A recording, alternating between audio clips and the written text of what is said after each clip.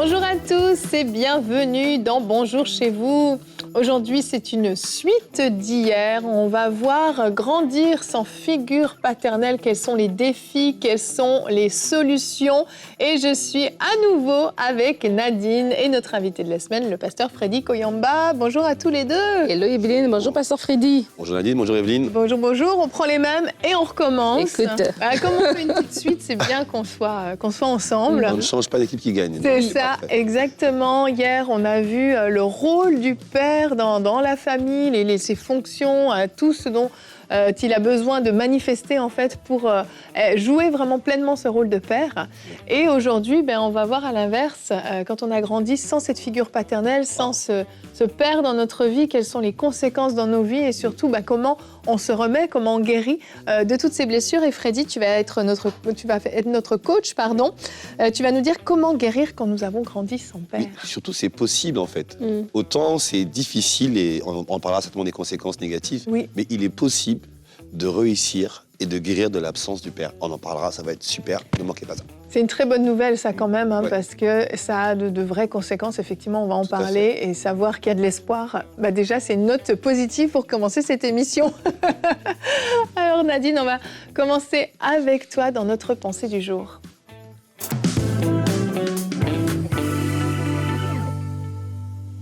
J'ai toujours aimé Dieu, j'ai rencontré le Seigneur alors que j'étais adolescente et j'ai toujours aimé le Seigneur, mais pour moi c'était Dieu, c'était le Créateur, c'était le Sauveur, c'était Dieu. Et quand j'ai perdu mon père, je suis devenue orpheline de père à l'âge de 17 ans, 2 mois après mon anniversaire d'ailleurs. J'ai découvert Dieu comme un père, parce qu'avant ça, je n'avais pas cette notion, ou même ce désir, même cette compréhension de vouloir le découvrir comme un père. Mais le fait d'avoir manqué de père à ce moment-là, je me suis retournée vers lui comme un père. Et c'est vrai que Dieu est un père. Il est un père pour ceux qui n'ont pas de père, mais même si vous avez votre père, il est ce modèle par excellence, ce père par excellence. Et hier, le pasteur Freddy en parlait du modèle par excellence qui est Dieu. C'est un père bienveillant, c'est un père aimant, c'est un père qui nous protège, c'est un père qui nous dirige, c'est un père qui nous conseille, qui veut avoir du temps avec nous. Et des fois, nos pères biologiques ont peut-être des failles, mais Dieu, il est parfait, il n'a pas de failles. Et si j'ai découvert ce Dieu-là, ce Dieu qui est bon, ce Dieu qui est présent, ce Dieu qui veut prendre du temps avec toi, qui veut te conseiller. Et moi, je bénis le Seigneur parce que j'avais un bon père. Je n'ai eu que pendant 17 ans, mais j'avais cette réflexion. Une fois, je me disais, tiens, c'était pas très long, mais c'était bien. C'était des belles années. J'ai découvert ma valeur, c'est quelqu'un qui m'a beaucoup valorisé, qui a pris soin de moi et j'avais une très très belle relation avec mon père. Et quand il n'était plus là, une des choses qui m'a manqué, c'était son conseil.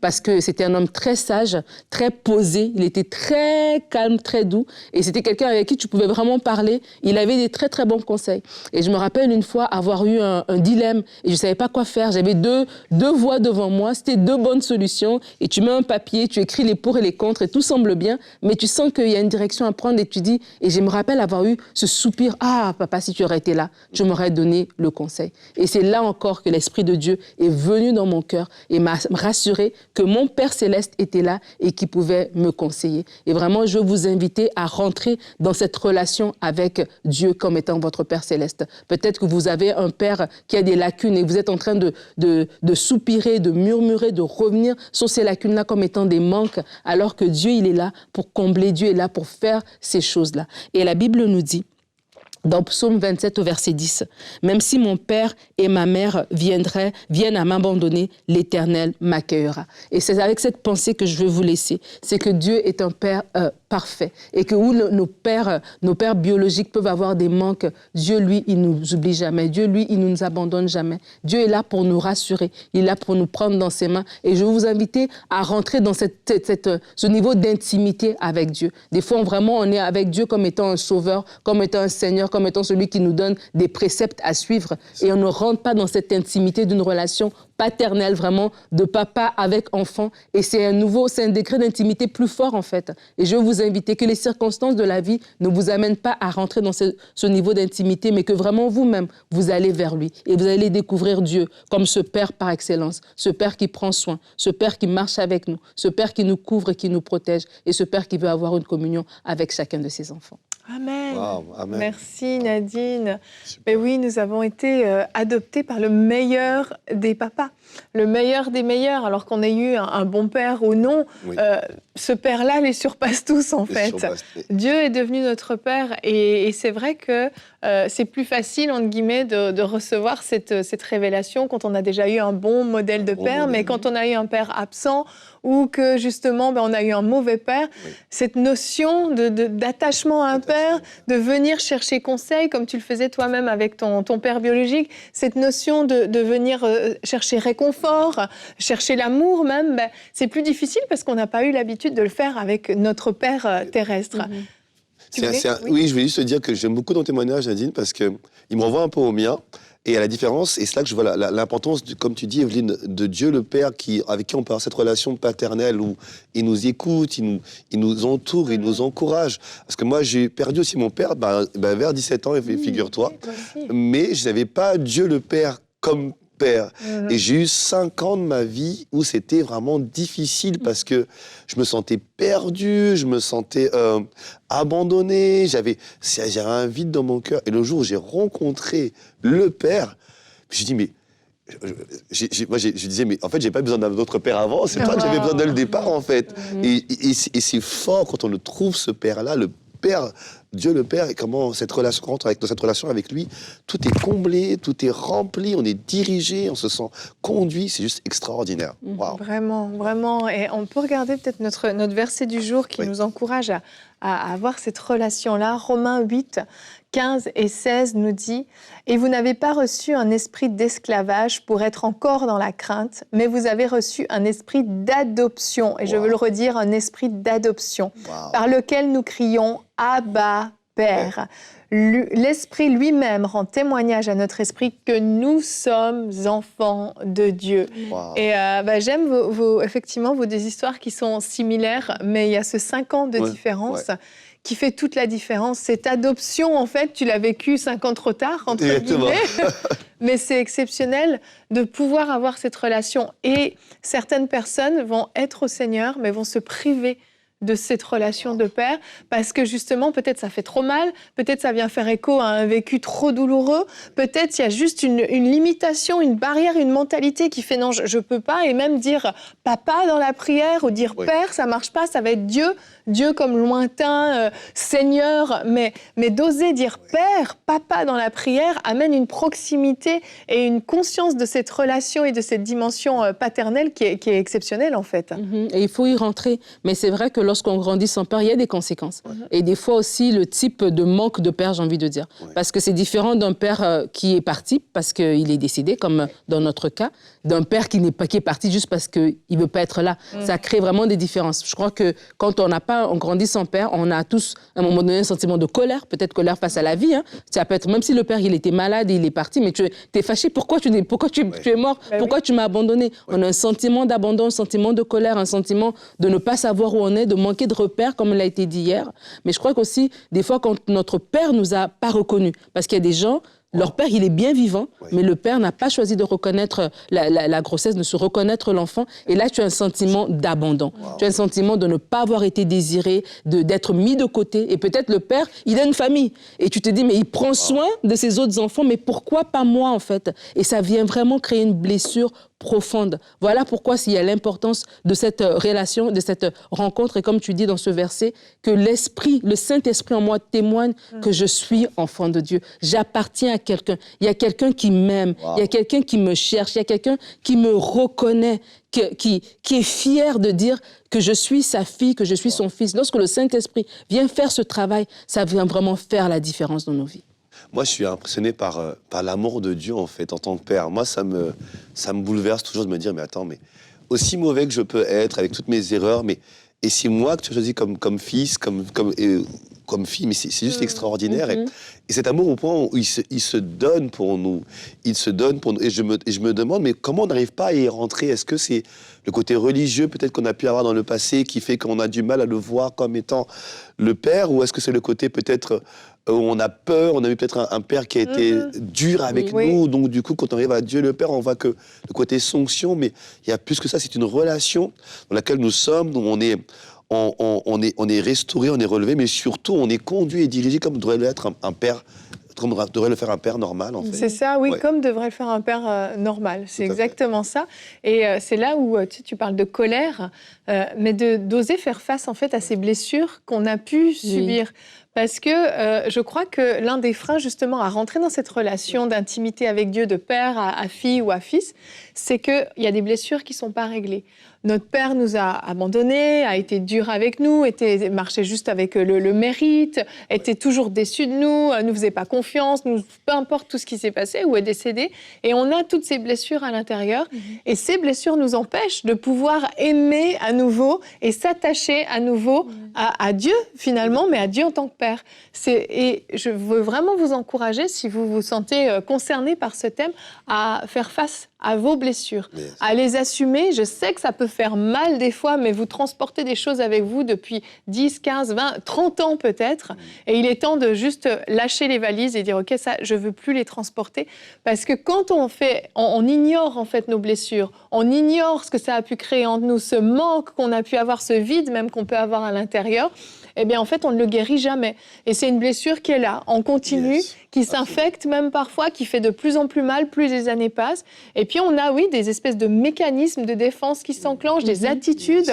Oui, ça peut être des accès de colère, mais ça peut être même vis-à-vis de nos enfants, où on va reproduire certaines choses. Et en fait, si on ne va pas à l'origine de ces blessures, ben, on ne va jamais pouvoir les guérir. Et les solutions que tu vas apporter tout à l'heure ne servent à rien si on ne fait pas face à nos propres blessures et à dire « Ok, j'ai un souci, j'ai besoin de guérir par rapport à ça, j'ai un défi et si ces solutions sont pour moi, ben, il faut que je les assume et que j'assume ces blessures-là en fait. Absolument. Une blessure que je remarque souvent, c'est le défi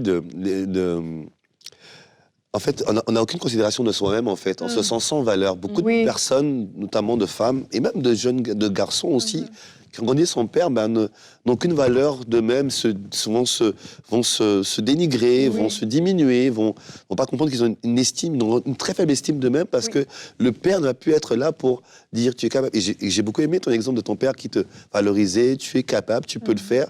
Et c'est des choses qui marquent en fait. Et comme tu dis, je pense qu'il faut vraiment regarder quelle est votre estime aujourd'hui de vous-même. Et bien sûr, vous allez vous rendre compte que peut-être que l'absence de votre père, il joue, mais il y a une solution qui existe. Ouais. On en parlera peut-être un peu plus tard. Je me rappelle avoir vu un reportage aux États-Unis et en fait, c'était pour dans les cités, voilà, où il y a beaucoup de familles monoparentales, donc de familles où le père était absent.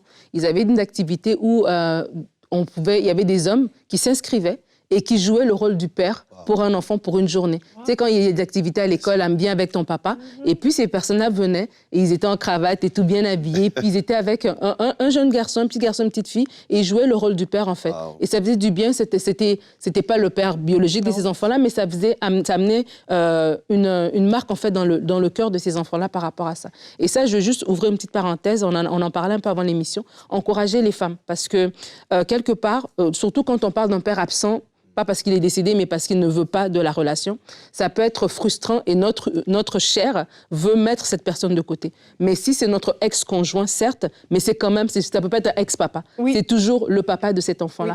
Et vraiment, autant que possible, la Bible dit autant que ce soit possible, qu'on ne soit pas avec tout le monde, autant que possible, marchons dans une attitude qui va encourager la coparentalité. Donc peut-être que la relation n'a pas fonctionné pour X, Y raison. Peut-être la personne ne veut plus être avec vous, mais il est quand même le papa et aider la personne, c'est aussi ne pas dénigrer cette personne auprès de l'enfant, même si on a envie de le faire, mais vraiment autant que possible d'aider parce que ça fait une marque dans le subconscient, dans l'âme de cet enfant-là, s'il sait que son papa l'aime. Très, très, très bon conseil et même à trouver, si le papa est vraiment parti, une figure paternelle aussi qui va venir combler ce besoin et ce vide. Allez, on passe aux solutions. On a mis le doigt là où ça faisait mal. Là, on a appuyé fort. On va guérir maintenant. On va panser la blessure. Amen. Avec toi, Freddy, dans la rubrique Conseil du coach, comment guérir quand nous avons grandi sans père.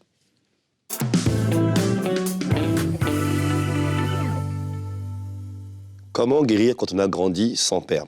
Alors, il y a deux situations. Il y avait la situation où j'ai pas eu de père, il est décédé, il a quitté le foyer, vous ne l'avez pas reconnu, vous ne le connaissez, vous ne l'avez jamais rencontré. Il y a une autre situation aussi qui est un peu plus, je dirais, un peu plus délicate, plus perverse, je dirais même, c'est qu'on a eu un père, mais qui était absent, qui parlait pas, qui n'était pas dans son couloir, comme on l'a vu hier, qui ne jouait pas son rôle, qui ne remplissait pas ses fonctions. Et du coup, on a un père, un géniteur, je dirais, qui n'a pas été un père. Mais toutes ces situations génèrent des blessures, génèrent des situations compliquées, conflictuelles, des conflits en soi, des conflits avec les autres, parce qu'en fait, je n'ai pas eu de repères, je n'ai pas eu de fondation, je n'ai pas eu de protecteur, de pourvoyeur. Personne ne m'a soutenu dans ma construction personnelle, si bien que vous grandissez avec une faible estime de vous-même, une piètre image de vous-même.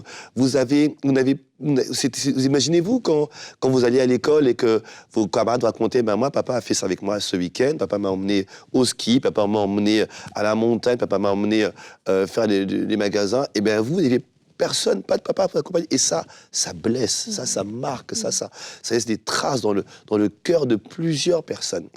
Mais Dieu merci, il y a une solution qui existe. À la croix, Jésus-Christ a réglé tous nos défis à la croix. Et vous devez croire que en Christ, vous avez des solutions pour guérir de le fait d'avoir grandi sans votre Père à vos côtés, pour vous guider et vous diriger. J'aimerais prendre ce passage avec vous de Proverbe 23, verset 4, qui nous dit « Garde ton cœur plus que toute autre chose, car de lui viennent les sources de la vie. » En fait, votre vie, c'est que vous allez vivre, c'est que vous vivez actuellement, elle est en étroite collaboration ou corrélation avec l'état de votre cœur. Et l'absence du Père a blessé votre cœur assurément. Ça veut dire quoi? C'est à vous d'aller chercher la guérison auprès du Seigneur dans ces solutions pour savoir comment je peux faire pour restaurer ce cœur et nouveau et en sorte que j'aurai des sources de vie bénissantes, réjouissantes, guérissantes et encourageantes par la grâce de Dieu. Je dirais d'abord, en premier lieu, faites le bilan. Faites un état des lieux. Evelyne l'a très bien dit tout à l'heure, faites face en réalité. Bien aimé, on ne peut pas mettre juste un sparadrap sur une blessure, ça ne marche pas. Il faut l'affronter, il faut la comprendre. Pour ça, faites le bilan de votre vie. Où en êtes-vous? Et posez-vous la question, de quoi je souffre aujourd'hui? D'estime personnelle, problème de vision, j'ai de peur peut-être, de quoi vous souffrez exactement. On ne peut pas affronter ce qu'on ne sait pas en réalité. Faites le bilan. N'ayez pas peur, affrontez cela avec courage. Sachez que le Seigneur est avec vous, il vous donnera la force, surtout de vous en sortir.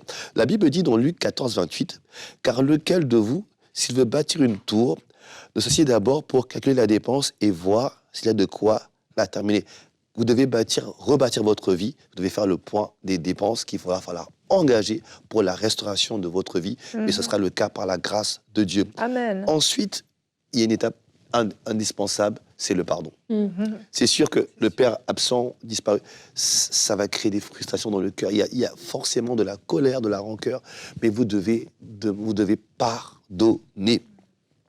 La Bible nous dit que, Matthieu 6, 14, « Si vous pardonnez aux hommes leur offense, votre Père céleste vous pardonnera aussi. » Ça veut dire que le pardon vous empêche de recevoir de Dieu en réalité.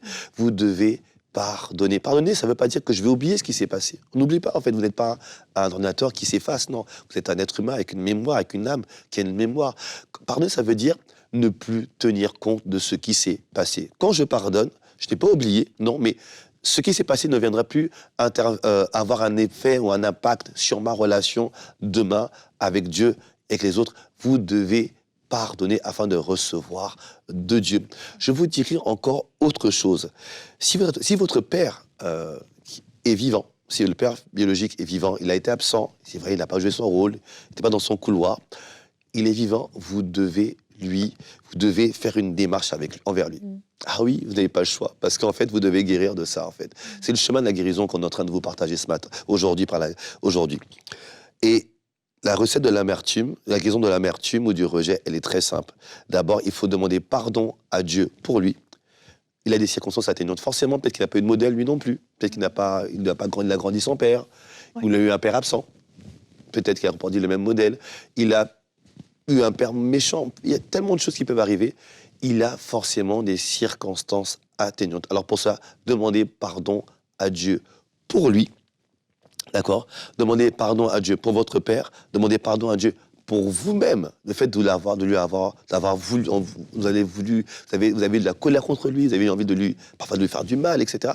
Demandez pardon à Dieu pour vous-même. 1, pour lui, 2, pour vous, et ensuite, bénissez-le. Oui, vous devez bénir. Matthieu 5, 44, vous devez le bénir. Posez un acte d'amour. Vous ne le faites pas pour lui, vous le faites pour vous. Vous devez guérir de l'amertume, du rejet, de la dépression. Demandez pardon à Dieu le Père pour sa folie, son absence. Demandez pardon à Dieu pour vous-même et faites un acte, juste pour dire que ça ne sera pas votre partage à vous par la grâce de Dieu. Ensuite, reconnaissez Dieu comme votre Père. J'ai tellement aimé ce qu'a dit Nadine tout à l'heure. Vous avez en Dieu le Père par excellence, le Père d'amour, qui est toujours présent, matin, midi, soir. Même quand vous dormez, il veille sur vous. Imaginez-vous un père qui compte les cheveux de votre tête, mais c'est extraordinaire. Bon, en fait, pas comme moi, j'en ai plus, moi. Moi, j'en ai plus, mais il compte les cheveux de votre tête. Mais quel père prend aussi soin de ses enfants, en fait? Il n'y a rien d'aussi précieux que vous à ses yeux. Il dit qu'il vous a tant aimé, qu'il a tant aimé le monde, qu'il a donné son Fils pour vous, pour faire de vous aussi son Fils, sa fille. Reconnaissez-le comme votre Père. Ça veut dire quoi, reconnaître comme votre Père? Ça veut dire commencer à le voir comme un Père, comme un mentor, une source, un protecteur, un pourvoyeur, un Père qui est présent, un Père qui encourage. Commencez à le voir comme un Père, et parlez-lui, et vous serez surpris des réponses que vous allez recevoir, surpris de l'amour que vous recevez, surpris des grâces innombrables que vous allez recevoir. Reconnaissez-le comme Père. Comment faire aussi pour connaître comme Père? Comptez ses bienfaits. Comptez les bienfaits de Dieu. J'aime ce verset. Compte les bienfaits de Dieu, et tu vois combien le nombre en est grand. Moi, j'ai envie de dire exponentiel. Moi, le mot grand est trop petit. Il est exponentiel. On ne peut pas les compter. Quand vous allez commencer à se dire, mais waouh, mais j'ai un Père excellent dans les cieux et qui vit en moi par son esprit. Comptez les bienfaits de Dieu et surtout, grandissez dans la communion. Ça veut dire quoi? Parlez-lui, priez, lisez la parole de Dieu, au travers de la prière, de la parole. Vous allez commencer à comprendre qui il est et surtout la communier avec les frères et sœurs en Christ, en étant avec d'autres frères et sœurs en Christ, en priant avec d'autres personnes. Vous allez grandir dans votre communion, dans votre relation avec Dieu et voir qu'en fait, c'est un Père pour tous. Et ce qui est beau, c'est que et on peut partager l'expérience de père. Vous savez, si vous avez grandi sans père, vous vous souvenez à l'école, vous carrément qu'il y avait des pères et vous, non. Mais en Christ, on peut partager une expérience avec le même Père. Oui, c'est vrai. Et papa a fait ça pour moi, et elle a fait ça pour toi. Et c'est excellent, en fait. On se rend compte, en fait, on a une belle famille ensemble, en Christ, qui est multiple, qui est grande. Vous devez commencer à le voir comme votre Père et construire la relation Père-Fils, Père-Fille avec Dieu le Père. Et je finirai par aussi ce dernier point qui était un peu mentionné, et je viens ajouter un petit des infos là-dessus encore. Dieu vous enverra des personnes. Quand Dieu veut vous faire du bien, il envoie des gens vers vous. Et Dieu veut vous faire du bien, il enverra quelqu'un vers vous. Et il va vous renvoyer vers vous des figures paternelles. Moi, j'aime beaucoup ce verset quand je me suis donné au Seigneur de Matthieu 19 qui dit celui qui quittera son père, sa mère, à cause de moi, de mon royaume, recevra au centuple des pères, des mères, des frères et des sœurs. Et Dieu vous enverra des pères, des mères, des frères et des sœurs. Amen. Et parmi ces personnes, il y aura des personnes qui seront pour vous des figures paternelles. Pas des pères de remplacement, non. Vous avez un père dans les cieux, c'est Dieu le Père. Mais il y aura une figure paternelle. Il faut quelqu'un quand même qui soit physique, qu'on puisse voir, auprès de qui on peut s'identifier, de qui on peut s'inspirer pour se diriger dans la vie, pour avancer. Et vous aurez plusieurs figures paternelles. Ça sera peut-être votre pasteur. Votre pasteur est une figure paternelle pour vous, où il vous montre un peu comment marcher avec Dieu, comment avancer avec Dieu, comment connaître Dieu, comment écouter Dieu, comment être en relation avec Dieu. C'est le rôle du pasteur. Il y a également des pères adoptifs. Peut-être que vous aurez un père adoptif, si Dieu le permet, qui saura prendre soin de vous, qui saura vous combler d'amour là où un père biologique n'a pas été présent. Mais il y a des pères adoptifs qui sont même mieux que des pères biologiques, parce qu'ils ont un amour, une telle considération. Ils ne font aucune différence, en fait. Il n'y a peut-être pas de lien de sang, mais vous êtes pour lui son enfant et il vous aime d'un amour juste extraordinaire. Vous avez également des beaux-pères. Oui, ça arrive, il y a des beaux-pères qui sont très bien. Si, ça existe. Il y a des beaux-pères qui sont très bien. Moi, j'en ai eu un beau-père qui était très bien. Je bénis Dieu pour sa vie. Le temps que je l'ai connu, maintenant, il n'est plus. Mais on a des beaux-pères qui sont très bien également. Vous aurez peut-être un mentor aussi. Le mentor, il peut être à côté de vous, mais il peut être aussi loin de vous. Il peut être très, vous pouvez ne peut-être pas le connaître, mais vous êtes en contact avec lui, à travers de ses écrits, de ses produits, et il peut vous inspirer et être cette archi qui va vous propulser dans la vie comme une flèche. Ensuite, nous avons également des grands frères. Un grand frère peut aussi être une figure paternelle, en sorte qu'il va montrer l'exemple, il va vous accompagner, il va être avec vous. Mes amis, vous n'êtes pas démunis. En Christ, vous n'êtes pas démunis. Vous pouvez sortir de cette blessure-là et vous pouvez faire en sorte que, malgré l'absence du Père, guérir, mais surtout réussir et enfin ne pas reproduire le même schéma destructeur, mais au contraire, vous serez un bon parent, une bonne mère, un bon père pour vos enfants, je le crois. Et ma prière, c'est que Dieu vous restaure à travers de cette rubrique, qu'il vous guérisse, qu'il console, qu'il guérisse vos blessures, qu'il console votre âme, mais surtout qu'il vous transforme et qu'il vous accorde la grâce de le connaître comme un Père par amour excellent, mais que surtout vous, à votre tour, vous communiquez l'amour du Père autour de vous. Vraiment, que Dieu vous bénisse. On est ensemble. Merci beaucoup. Merci à vous. pour ces excellents conseils. Et quand je t'écoutais, j'ai pensé à un témoignage que j'ai entendu dernièrement d'un homme qui avait eu une relation très compliquée avec son père. Son père est toujours vivant. Et il disait qu'à chaque fois qu'ils se parlaient, mais ça bouillonnait à l'intérieur. Il y avait tellement de colère, il y avait tout un tas de choses. Et puis à un moment donné, Dieu lui a dit, mais est-ce que tu es prêt à accepter ton père tel qu'il est? Parce que c'est pas ton rôle, en fait, de le changer. Ça, c'est mon rôle. Oui. Mais est-ce que tu es prêt à dire, ton père, il est comme ça, il est comme ça, il est comme ça, et c'est mon père. C'est ça. Et en fait, il a fait ça. Mais ça a tout changé. Il a dit, bon, mon père, il est râleur. Mon père, il va toujours parler de ci et de ça. Mon père, il se comporte comme ci, comme ça. En fait, ce qui était des défauts est devenu une acceptation, non pas une fatalité. On s'attend toujours à ce que Dieu le transforme, mais d'accepter et de pas toujours être irrité par les mêmes choses. Parce que c'est des choses qui viennent aussi tellement briser les relations. Quand on a des pères qui sont, qui peuvent être fatigants, qui peuvent être toujours en train même de nous rabaisser ou autre, d'arriver à un espèce de détachement, puis de dire, bon, il est comme ça, je ne vais pas le changer. Et en fait, cet homme a commencé à bâtir une relation avec son père. Et aujourd'hui, il va le voir, il peut discuter des heures avec lui, ça l'irrite plus du tout. Mais son père n'a pas changé. Mais simplement, c'est le regard aussi, et puis la perception qu'on peut avoir. Donc des fois, on peut aussi rétablir des relations. Dans certains cas, ce n'était pas le but forcément de la rubrique, mais j'avais vraiment à cœur de pouvoir partager ça. Qu'il y a des choses aussi qui ne sont pas des fatalités. Tout à fait. On peut rétablir des relations sans que ce soit notre idéal, notre parfait, mais il peut y avoir quand même une relation encore. En tout cas, il y aurait énormément de choses à dire sur ce sujet qu'on a abordé hier, aujourd'hui. Mais vraiment, je crois que le Seigneur a fait un travail dans vos cœurs, est en train même de travailler, de restaurer. Certains d'entre vous, vous avez fait face à des choses douloureuses et difficiles. Et vraiment, je veux vous encourager à aller jusqu'au bout, à mettre en pratique les conseils qui ont été donnés et à ne pas renoncer en cours de route. Demain, on se retrouve, on va parler de prophétie, un thème différent, mais très important aussi. Quelles sont les étapes à la manifestation d'une prophétie? Freddy, tu seras encore avec nous, on aura le plaisir de t'avoir pour une rubrique Réponse d'experts, les étapes pour la manifestation d'une prophétie. Donc merci d'avoir été avec nous, bonjour chez vous.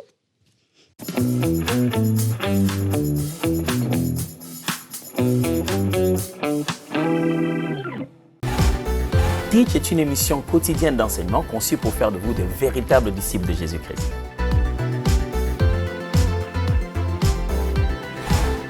Au cours de ces émissions, vous apprendrez à être informé d'abord sur ce qui est écrit dans la parole de Dieu, formé sur la manière ordonnée de reconnaître la saine doctrine et transformé parce que ces enseignements iront dans votre cœur afin que vous puissiez devenir ce disciple et non pas seulement mettre la Bible dans la tête, mais aussi dans le cœur. Alors, let's teach, grandissons ensemble.